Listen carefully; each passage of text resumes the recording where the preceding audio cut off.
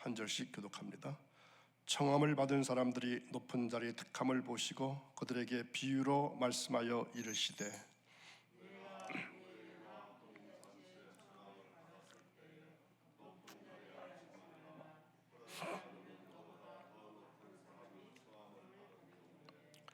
너와 그를 청한 자가 와서 너더러 이 사람에게 자리를 내주라 하리니 그때에 네가 부끄러워 끝자리로 가게 되리라.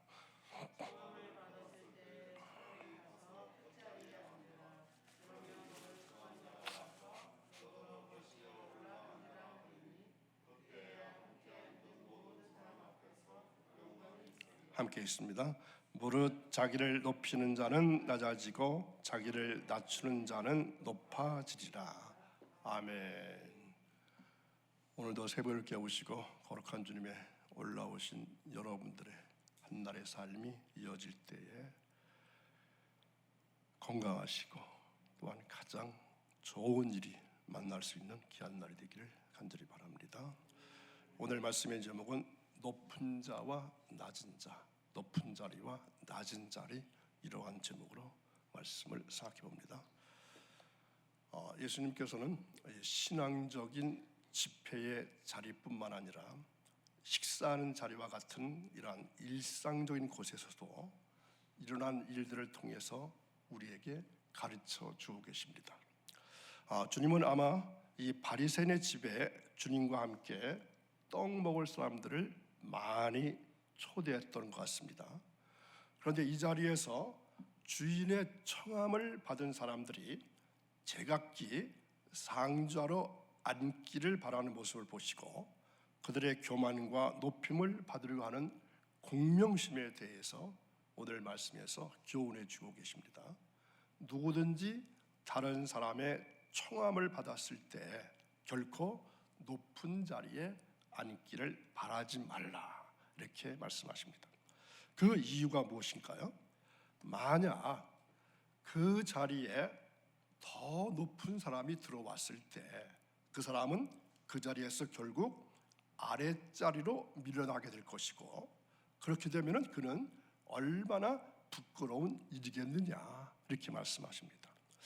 그러나 만약에 자신이 맨 뒷좌석 말석에 앉으면 나중에 주인이 그를 불러서 더 높은 자리에 올린다면 그는 그 많은 무리 가운데서 영광을 얻을 것이라, 이렇게 말씀하시고 계신 것이죠.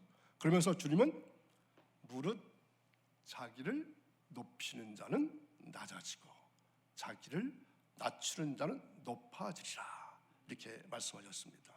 자, 그러면 자기를 낮춘다는 말은 무슨 뜻입니까? 하나님께 겸손하라는 말씀입니다. 하나님께서는 겸손한 자에게 은혜를 주시고 높여주신다고 말씀하십니다. 그리고 하나님 앞에서 자기를 낮추라는 뜻입니다.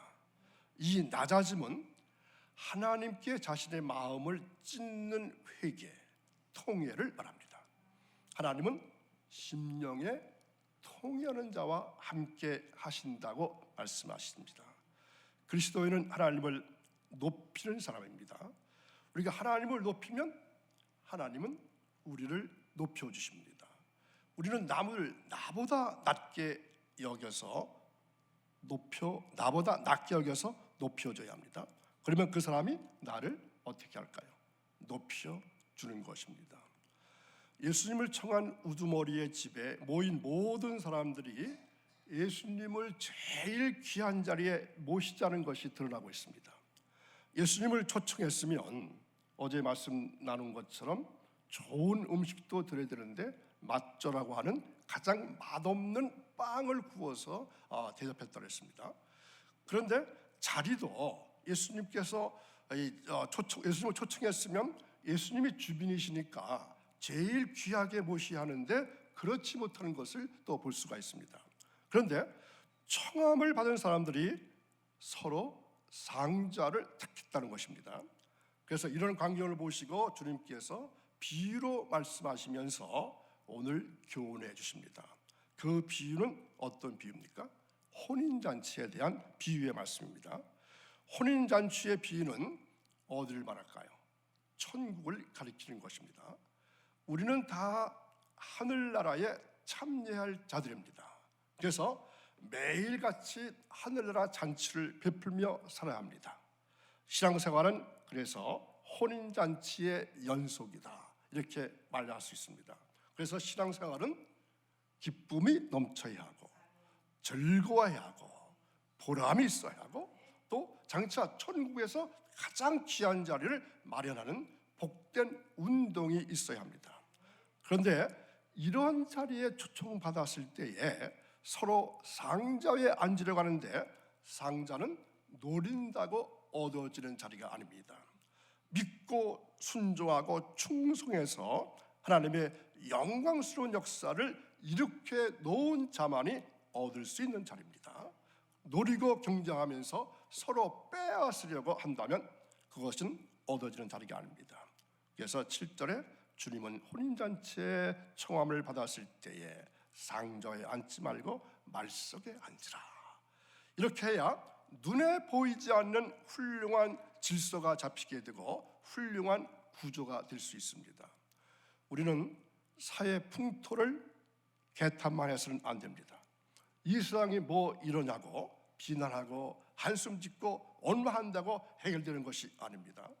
주님은 처음부터 상자에 앉지 말고 말석에 앉았다가 한 자리씩 올라 앉아야 어떻게 된다?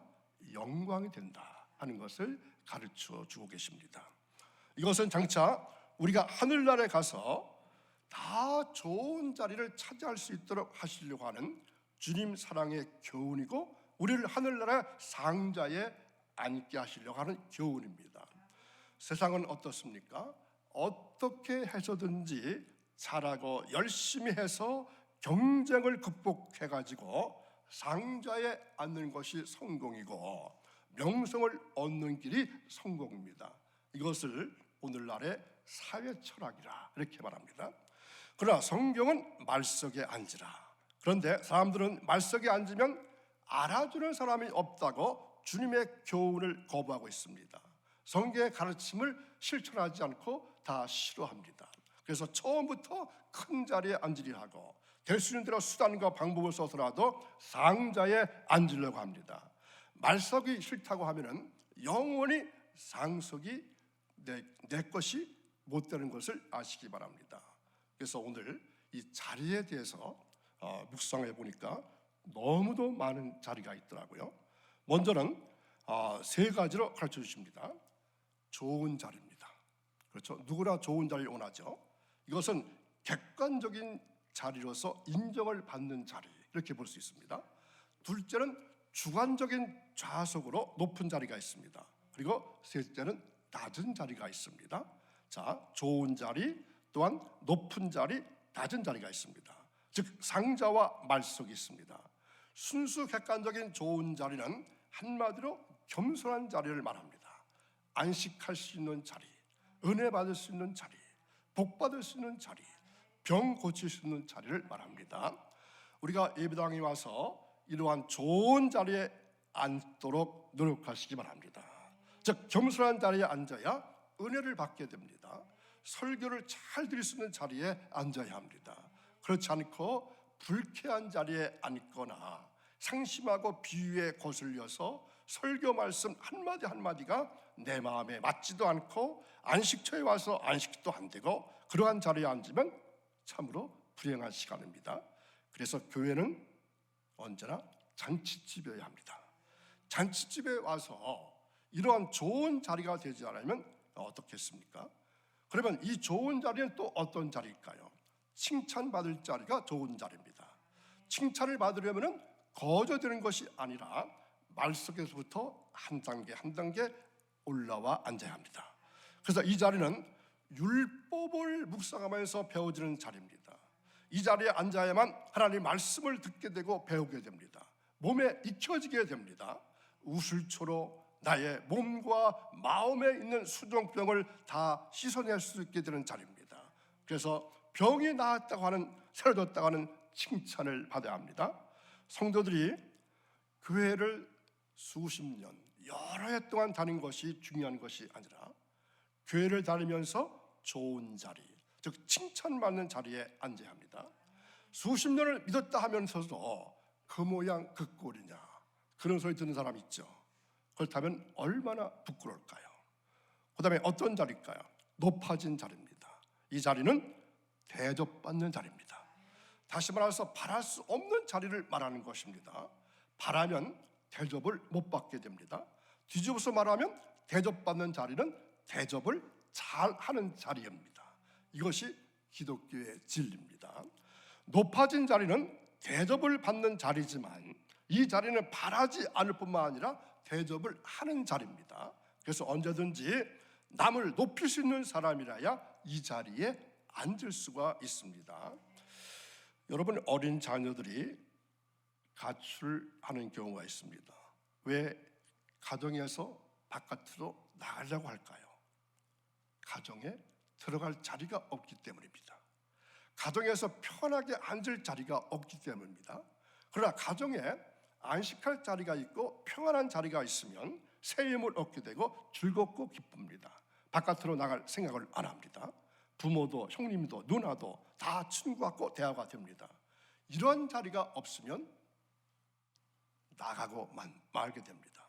자녀들을 믿어주고 높여주는 자리에 그러한 가정이 있어야 합니다.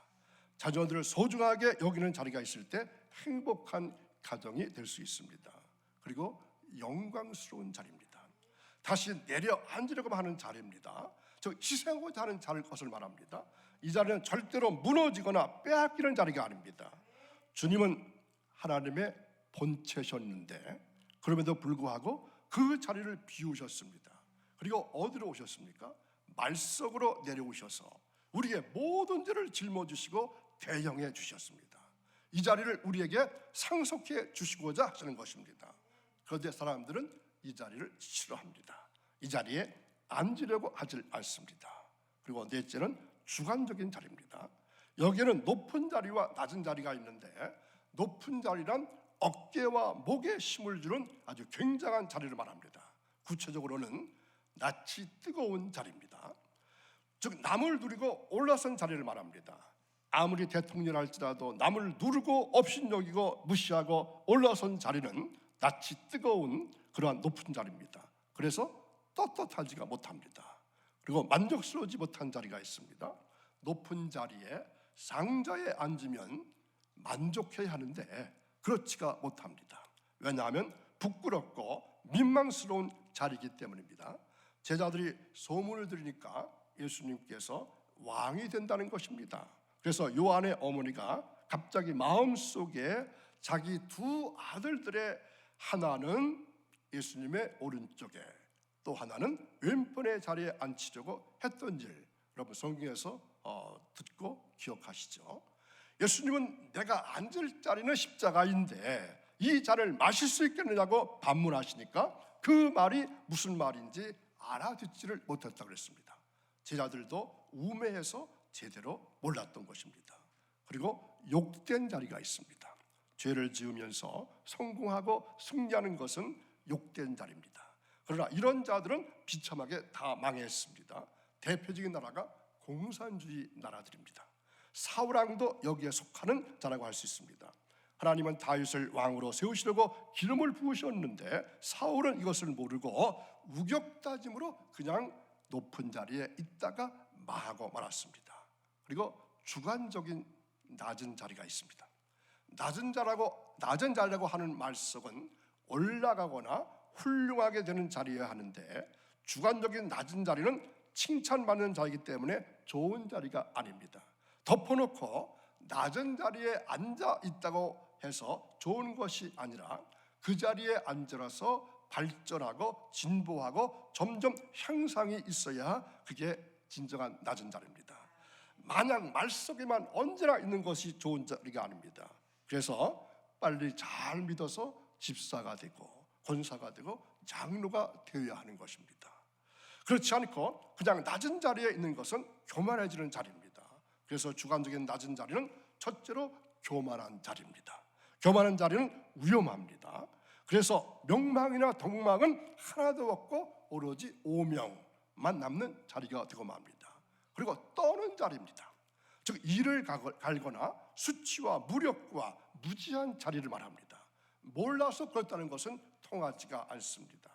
주님은 가르쳐 주시기 위해서 그렇게 많은 선지자들을 보내셨는데 하나님을 보내신 선지자들을 다 죽이고 돌려 쳤습니다.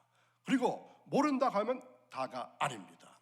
안 배워서 모르는 죄가 얼마나 큰지 아시기를 바랍니다. 제가 어르신들을 많이 만나면서 이런 말씀을 자주 드립니다.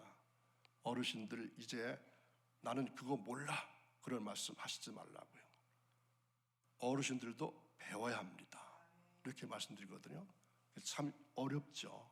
70, 80대에서 뭘 배운다는 것이 참으로 어렵습니다. 기독교 진리도 마찬가지입니다. 모르는 죄가 얼마나 큰지를 우리가 모르고 있습니다. 주님은 선지자를 세우셔서 가르치고 하시는데 배우는 자리에 앉으려고 하지 않고 은혜 받는 자리에 앉으려고 하지 않고 깨닫는 자리에 앉으려고 하지를 않아서 모른다고만 말합니다. 기독교는 가르쳐서 깨닫게 하는 교회입니다. 종교는 사람이 가르치지만 기독교는 누가 가르칠까요? 하나님이 가르치십니다. 우리는 모른다고 하면은 주님도 나도 너 몰라 이렇게 말씀하십니다.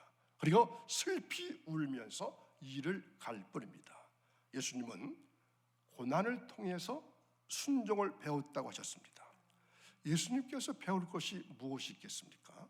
그런데 주님은 말씀하실 때마다 배우시고 배우시는 분임을 드러내셨습니다.